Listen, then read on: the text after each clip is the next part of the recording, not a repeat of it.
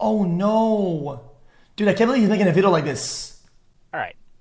I review a lot of products, right? I've talked. Dude, that's so weird. Because of his review of this product, he has to make a video to fucking defend himself, dude.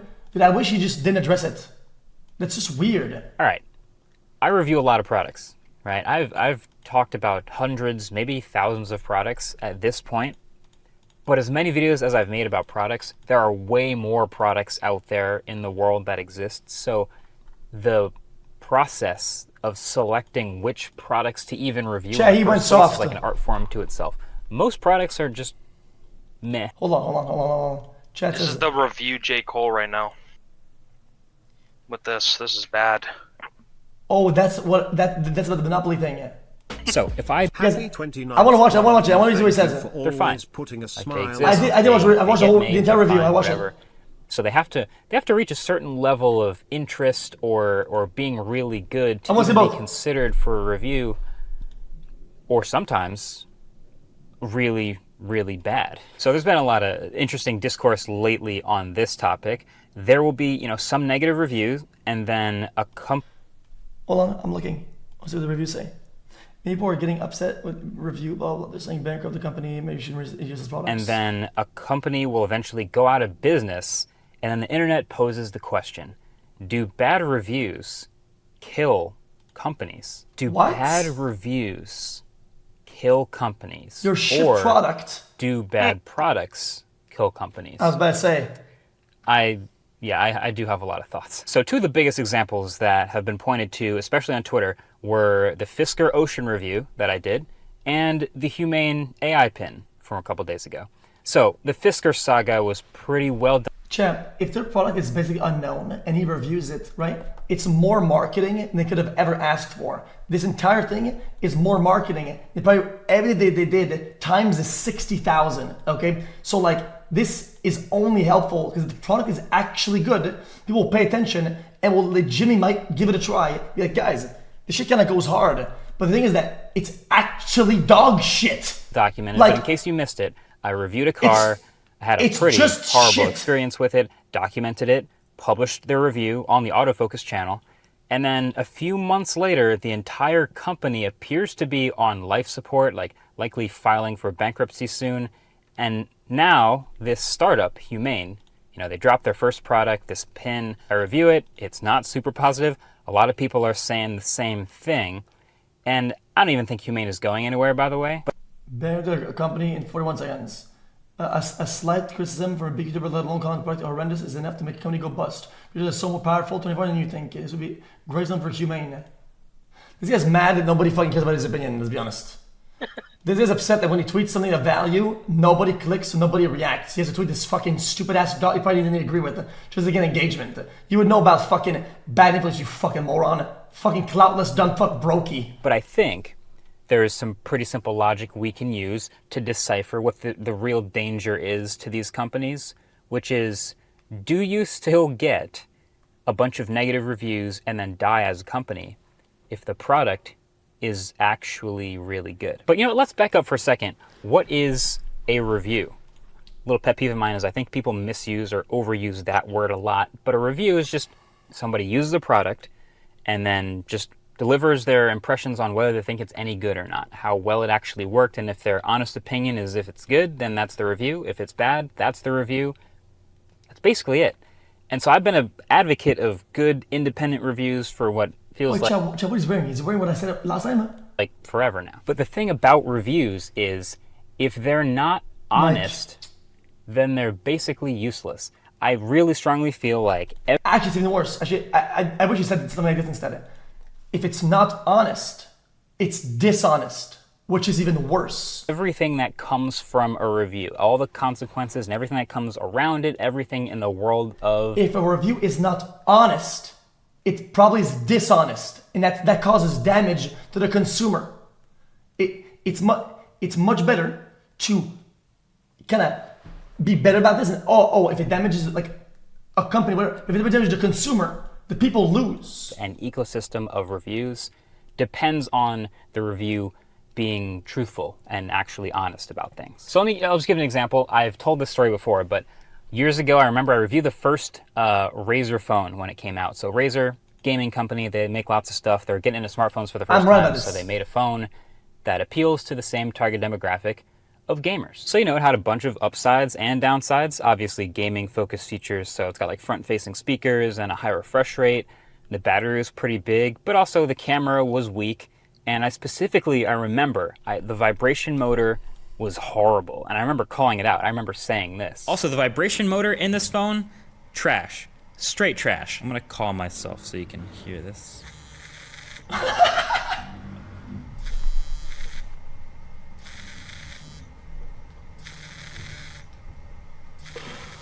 It sounds broken, but it sounded that way out the box. Because it's touching like the edges of the Razer phone. Just one of the worst vibration motors I've ever experienced in a new phone. So, okay, fast forward a year, right? I'm at a briefing. It's in New York City. It's for the Razer Phone 2. And so they're walking me and some other people through this new phone they've made, and they've got a bunch of changes. It's got a glossy back. They added wireless charging now. The logo glows, and like the speakers are better and all this stuff. And they're talking us through it. And then the guy turns to me and he says, "And Marquez, you got to try the new vibration motor in this phone." And it's such a niche thing, but sure enough, I try it, and it's way better. And that's, to me, that's a big part of what reviews are all about. That honest feedback turned into actually action for the company to make it better. So people who bought the first one knew what they were getting into, and people who bought the second one actually benefited from that. So that's number one. Honesty, obviously, super important. But the second thing is these reviews are also definitely for the people that are watching them and consuming them. So you've probably been in the situation when you're about to buy something and you just want to double check. So you hop on YouTube, you search it up, watch a couple videos about the product just to make sure you're not missing anything. And then you either decide on the moment or later that day, like, okay, yeah, I'm definitely going to buy it. We've all been there. That's exactly how this YouTube channel started. Like my first ever tech video was reviewing a laptop, but specifically I bought the laptop with my allowance money in high school, and Well, doesn't mean you need a review for buying something? A car. Found a Windows Media Center remote in the PCI slot that wasn't in any of the other reviews. So the first thing I decided to do was talk through it in a video so that anyone else who bought the laptop after me would know about it. So you're thinking about buying the thing, you watch a couple reviews of the thing, you learn everything you need to know, boom, success. But here's where it gets a little bit interesting. I do have a bit of an extra dimension on my hands with these videos because I know that there's no way that every single person watching a review of every single product is one of those people who was considering buying it. I get that comment actually in person all the time. I watch the reviews even though I'm not buying any of this stuff. So I know that a lot of people, in fact, most people watching these videos are actually just here to watch an interesting, informative, good video in general, an entertaining video.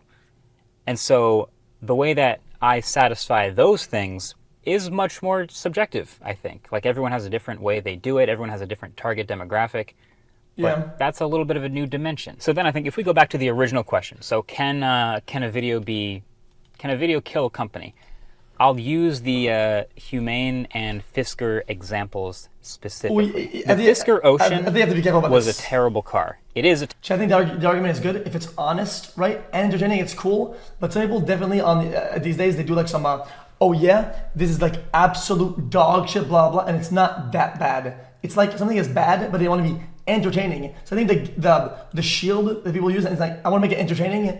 You have to be careful when doing a review. Car. I've reviewed about 40, 50 different cars in the past few years, made videos about many of them. This is the first one where I genuinely couldn't wait to be done driving it. Like, it just had tons of problems, bugs, missing features, safety issues. Like, it's just bad, right? So I review the thing. I give people what I feel is a fair assessment that also doubles as a warning not to buy this bad car. So hopefully it's entertaining and informative to the majority of people who weren't thinking about buying the car, but also that it is as honest as possible with the people who are. And maybe a week or two later, the company's stock price is plummeting to an all-time low, and they appear to be like filing. Brother, is that $6 to fucking points 8 cents.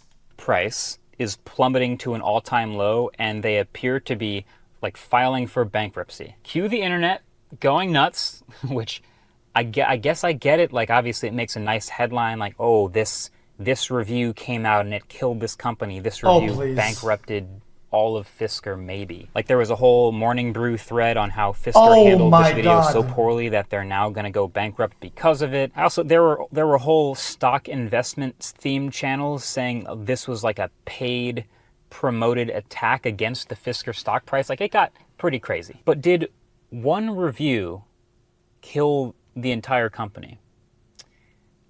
I would say to zoom out a bit. I think it's important to zoom out a bit, actually. First of all, I was not the only one to review the car, not even close. And so yes, the stock price did drop after my video, but the stock was in free fall for many, many months before my video too. And if you zoom out on YouTube or in the car review space in general, I was far from the only person saying these things about the car for all of these months. Many other reviewers had been having a plethora of issues, even stuff that I didn't have with this thing. I feel like that might be the easiest way to tell. Chat, you're a big reviewer if your reviews are good and honest, right? I don't think there's any big reviewers that are just saying the opposite of all the things that they actually think, just to be dishonest, right? So like, I think it makes sense anyway. If a review is honest or not, like, we're all reviewing the same product, basically. If we all have the same thing, so we're all going to find a lot of the same things. We're all eventually going to have a lot of the same upsides, downsides. If there are issues, they may eventually surface. So yeah. All right, I got the gist of it, champ. They're probably going to agree with each other. Let's give it a 100. Okay, what else?